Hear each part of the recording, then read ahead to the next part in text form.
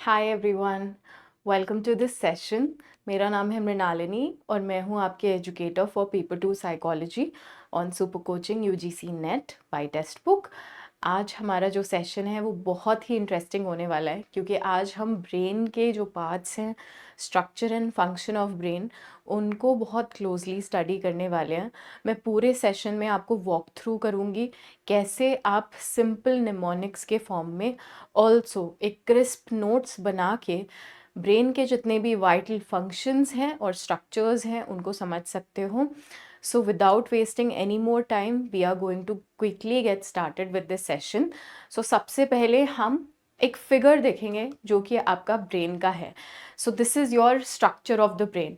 जब भी हम बात करते हैं किसी भी ऑर्गन के बारे में, फर्स्ट एंड फॉरमोस्ट हम उसके स्ट्रक्चर से शुरुआत करते हैं, यानी कि उसका जो स्ट्रक्चर फॉर्मेट है वो किस तरीके से दिखता है उसको हम जो है क्लोजली देखते हैं, जिसके थ्रू हम पता लगा सकते हैं कि कौन से ऐसे पार्ट्स हैं और उन पार्ट्स के नेम्स एग्जैक्टली क्या हैं।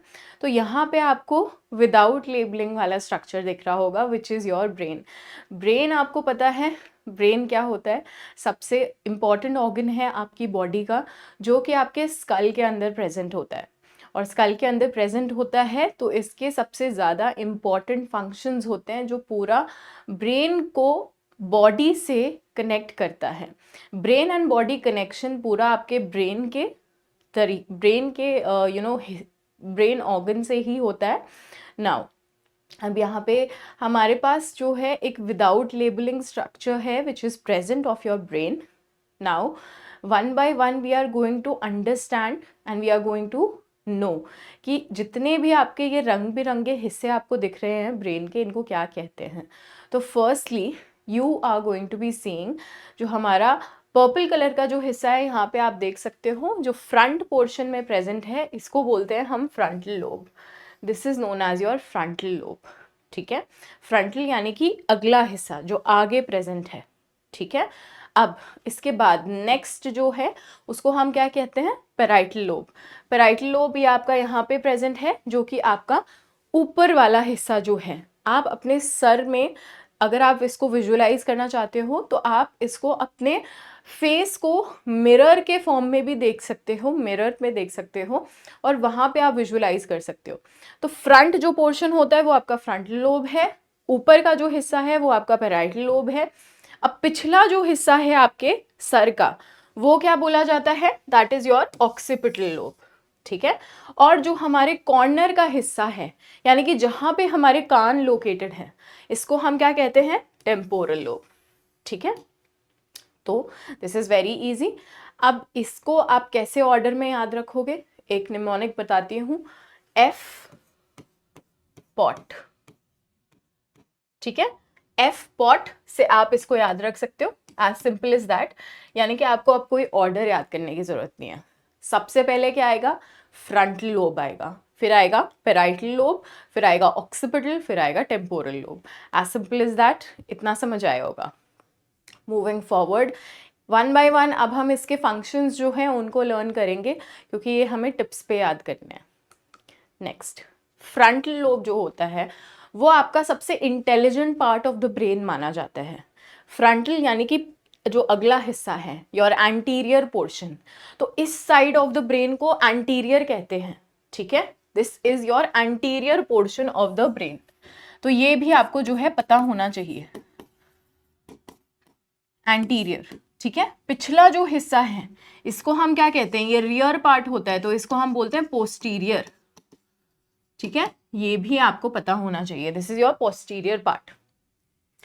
फ्रंटल लोब जो होता है वो सबसे ज्यादा इंपॉर्टेंट फंक्शंस परफॉर्म करता है, कॉग्निशन से रिलेटेड, मेमोरी से रिलेटेड, थिंकिंग से रिलेटेड, रीजन से रिलेटेड, डिसीजन से रिलेटेड।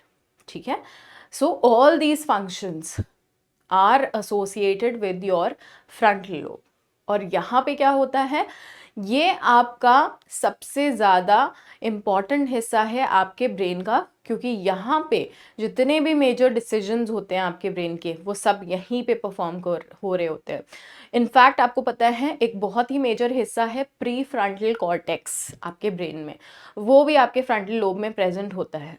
प्री फ्रंटल कॉर्टेक्स जो होता है स्पेशली वो तब डेवलप होता है फुली जब आप 25 साल के हो जाते हो। Once you attain 25 years of age, that time you are totally wise and you are able to make wise decisions.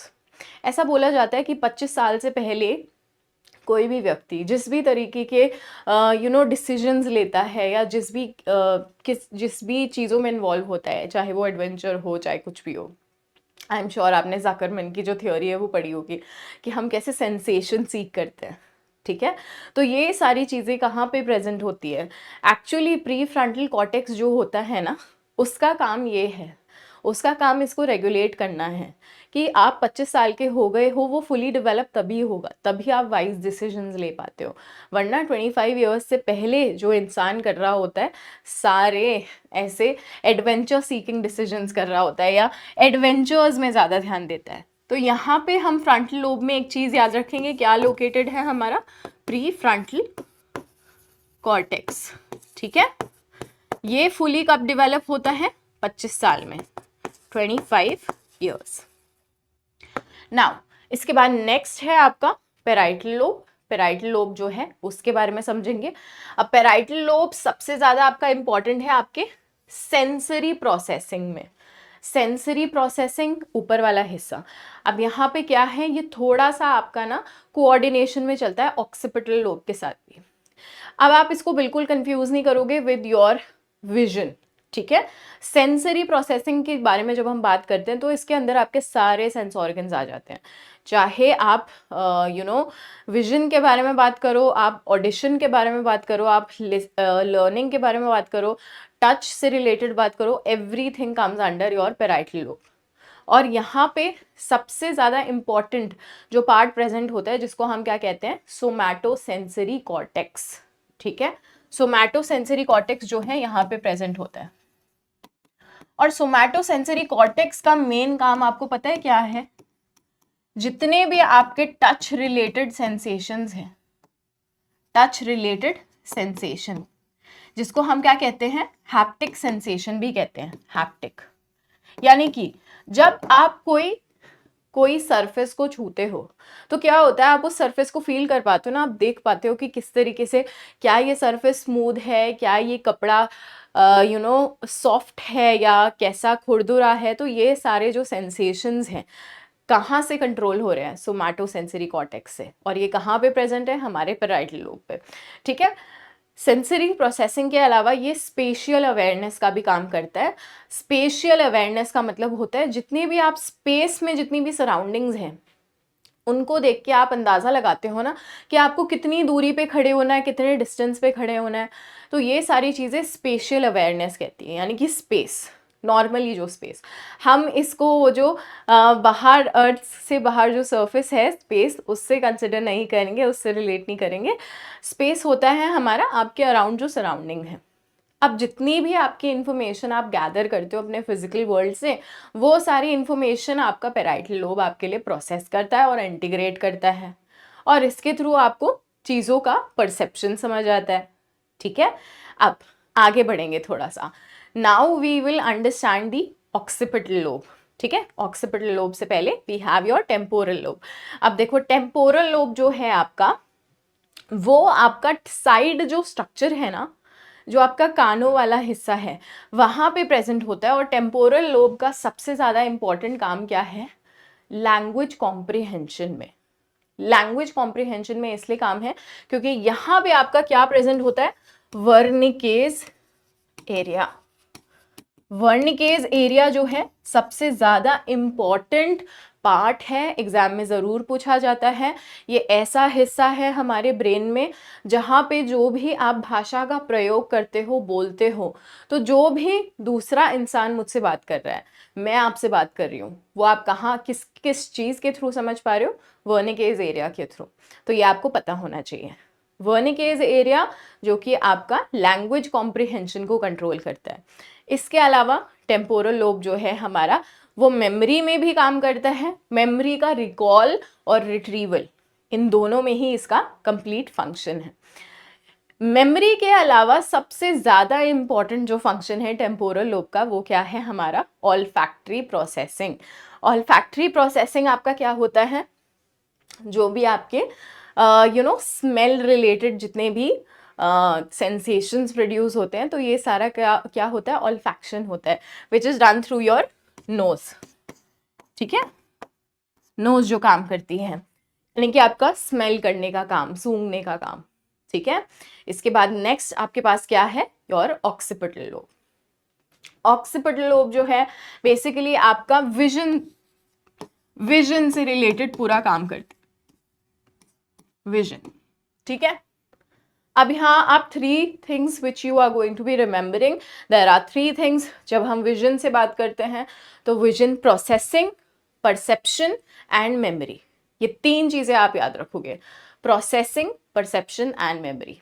ठीक है, तो विजन में यहाँ पे ये प्रोसेस भी करता है चीजें, एक अंडरस्टैंडिंग भी क्रिएट करता है, परसेप्शन क्रिएट करता है किसी भी ऑब्जेक्ट की, एट द सेम टाइम ये क्या करता है, मेमोरी भी क्रिएट करता है। कोई मैंने ऑब्जेक्ट देखा, ठीक है, मैंने दूर से कोई ऑब्जेक्ट देखा, मुझे समझ आया कि वो एक गाड़ी है, कार है, तो मुझे वो जो अंडरस्टैंडिंग हुई वो क्या है, परसेप्शन है। जो मैं दूर से देख रही हूँ वो क्या है, प्रोसेसिंग है। ठीक है, अब इसके बाद उस कार की जो मेमोरी है वो थोड़े टाइम तक मेरे सेंसरी मेमोरी में रहेगी, उसके बाद मैं उसे भूल जाऊंगी 3 to 4 सेकेंड्स के बाद, राइट। तो ये हमारा क्या करता है, ऑक्सीपिटल लोब करता है।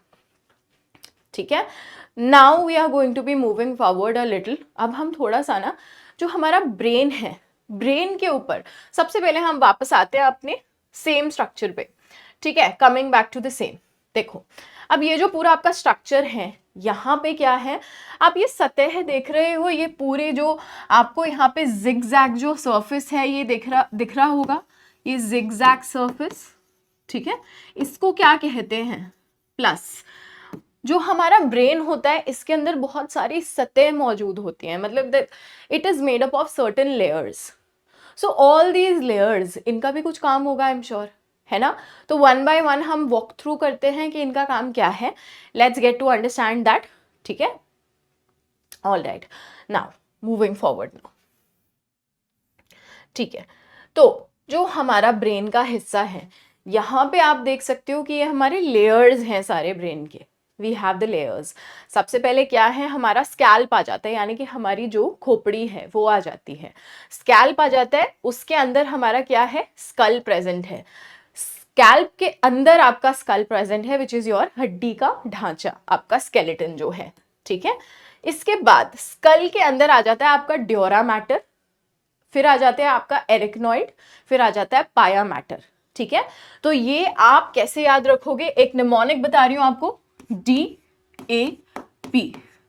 मेनिंजेस को याद रखने के लिए आप क्या याद रखोगे, DAP। ठीक है, DAP you will remember. Dura matter will come first, arachnoid will come second and pia matter will come last. ठीक है, अब DAP जो है इसको डिकोड करते हैं एक बार, ये क्या है, D is for dura mater. Dura mater जो है आपकी सबसे टफेस्ट जो लेयर है, टफ लेयर, उसको ड्यूरा मैटर कहते हैं।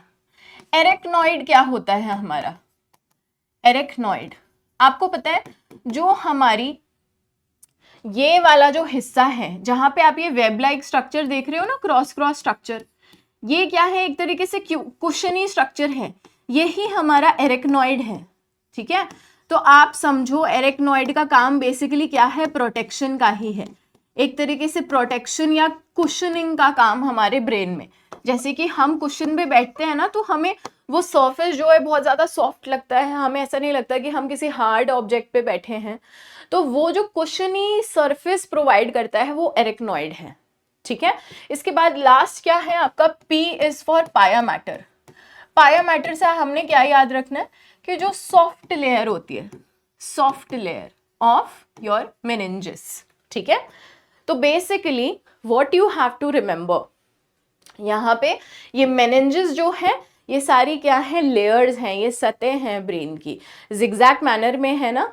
तो ये दो पार्ट से बनी होती हैं, एक तो आपकी सल्काई होती है और एक जाइरस होती है, सल्कस एंड जाइरस, दो आपको पता होना चाहिए। और उन्हीं सल्कस एंड जाइरस के अंदर, मतलब ये जो पूरे रिजेस एंड ग्रूव्स मैंने आपको पहले ही ऑलरेडी दिखाए हैं, अभी let me just show you again.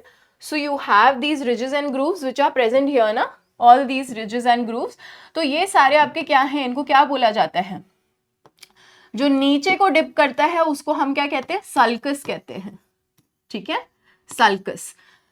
बहुत सारे डिप्स हैं तो सल्कस कहते हैं, सिंगल होता है तो हम क्या कहते हैं, सल्काए कहते हैं, सल्काए। और जाइरस जो होता है, जो आपका ऐसे पीक प्रेजेंट होती है, तो जैसे आप ये जिगजैग फॉर्मेशन यहां पे देख रहे हो ना ब्रेन के अंदर, तो जो हमारा डिप वाला है वो सल्कस है और जो पीक वाला है वो क्या है, जाइरस है। और जाइरस को ही सिंगुलर टर्म में क्या बोलते हैं, जायराय, ठीक है, ये आपको पता होना चाहिए, this is important. Now coming back to the same, हम क्या पढ़ रहे थे, we were talking about the meninges, ठीक है। तो सो फार आपने यहां पे सिर्फ ये तीन याद रखने हैं जिनका नाम है DAP। Now we are going to move forward. हमने जो ये लेयर है इसको समझ लिया, बट इसको थोड़ा और बेटर मैनर में समझते हैं कि ये जो लेयर्स हैं इसके अंदर हमारे और भी इंपॉर्टेंट ऑर्गन्स प्रेजेंट हैं, तो हम उनको थोड़ा सा अंडरस्टैंड करते हैं। So we'll move forward with the first one. आप यहाँ देख सकते हो, सबसे ऊपर मैंने आपको बताया था यहाँ पे फ्रंटल ब्रेन प्रेजेंट होता है, तो पूरे फिगर में आप ऐसे देख सकते हो, आपका पूरा ये जो ब्रेन है इस तरीके से ही प्रेजेंट होता है, जस्ट लाइक दिस, ठीक है। ये क्या है, आपका फ्रंटल ब्रेन है, आपका ब्रेन है, और इसके नीचे आप ये जो सरफेस देख रहे हो, this is your brain stem. नीचे वाला जो पोर्शन है ये आपका क्या है, this is your brain stem, ठीक है। ब्रेन स्टेम को हम सबसे लास्ट में डिस्कस करेंगे। सबसे पहले हम बात करेंगे प्री फ्रंटल कॉर्टेक्स के बारे में। प्री फ्रंटल कॉर्टेक्स, जैसे कि मैंने आपको बताया, 25 साल में फुली डेवलप होता है। 25 साल के टाइम पे ही कोई भी इंसान जो है अपने वाइज डिसीजंस ले पाता है। 25 ईयर्स से पहले इंसान जो भी डिसीजंस लेता है अपनी लाइफ में, वो हमेशा रिस्की डिसीजंस माने जाते हैं। तो ये सबसे ज़्यादा इंपॉर्टेंट पार्ट है हमारे ब्रेन का, प्री फ्रंटल कॉर्टेक्स। कहाँ पे लोकेटेड है, फ्रंटल लोब में, और ये जितने भी हायर ऑर्डर कॉग्निटिव फंक्शंस हैं उनको परफॉर्म करता है। तो अब हमें ये भी पता होना चाहिए हायर ऑर्डर कॉग्निटिव फंक्शंस क्या होते हैं। जब मैं बात करती हूँ इनकी, तो ये क्या है आपका, डिसीजन मेकिंग, ठीक है, थिंकिंग, रीजनिंग, लॉजिक, ये सारा कुछ आपका क्या है, हायर ऑर्डर फंक्शंस है, ठीक है। इसके अलावा नेक्स्ट ये क्या करता है, आपके बिहेवियर को रेगुलेट करता है, यानी कि क्या आप सही डिसीजन ले रहे हो या नहीं ले रहे हो। 25 साल से आप जरूर याद रखोगे कि वेदर आपके जो डिसीजंस हैं वो रिस्की हैं या वाइज हैं। तो this is how you can remember, all you have to remember is that this fully develops at 25 years of age, ठीक है। एंड 25 ईयर्स ऑफ एज पे ही आप अपने जो वाइज डिसीजंस हैं उनको लेते हो, ठीक है। Now we'll move forward with the next one now, ठीक है। इसके बाद नेक्स्ट जो हमारे पास है वो क्या है, आपका सिंगुलेट जाइरस, ठीक है। सिंगुलेट जाइरस जो है उसके बारे में अब हम बात करने वाले हैं। सिंगुलेट जाइरस आपका क्या है, ये दो पार्ट में डिवाइडेड है। ये एक तरीके से आप समझो इमोशन और कॉग्निशन का बेसिकली एक ब्रिज है, यानी कि कैसे हमारा जो इमोशन है और हमारे जो कॉग्निशन है ये एक दूसरे से कैसे कनेक्टेड है, ठीक है। तो इसको समझाता है आपका सिंगुलेट जाइरस। अब सिंगुलेट जाइरस से आप एक निमोनिक याद रखोगे, ठीक है। अब वो निमोनिक जो है मैं आपको बताऊंगी, जस्ट जो निमोनिक है दैट इज योर हॉल्ट, ठीक है। जब आप सिंगुलेट जाइरस पढ़ोगे तो यहाँ पे आप एक निमोनिक याद रखोगे जिसका नाम है आपका हॉल्ट, HALT, ठीक है। H से आप क्या याद रखोगे, हिपोकैम्पस, हिपोकैम्पस, ठीक है। A से आप क्या याद रखोगे, अमिगडला। तो एल से आप याद रखोगे लिम्बिक सिस्टम,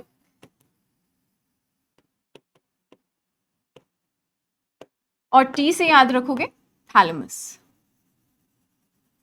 ठीक है, अब यहां पे हमें ये जानना इंपॉर्टेंट है कि ये जितने भी पार्ट्स हैं HALT, ये निमोनिक मैंने आपको बताया है, ये आप किससे याद रखोगे, जितना भी जो भी हमारा सिंगुलेट जाइरस के अंडर जितने भी ये ऑर्गन्स हैं, ये सारे जो पार्ट्स हैं ये यहाँ पे प्रेजेंट होते हैं।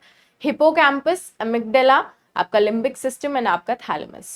ठीक है, तो वन बाय वन हम थोड़ा सा वॉक थ्रू करते हैं, इनके बारे में समझते हैं। हिपोकैम्पस क्या होता है?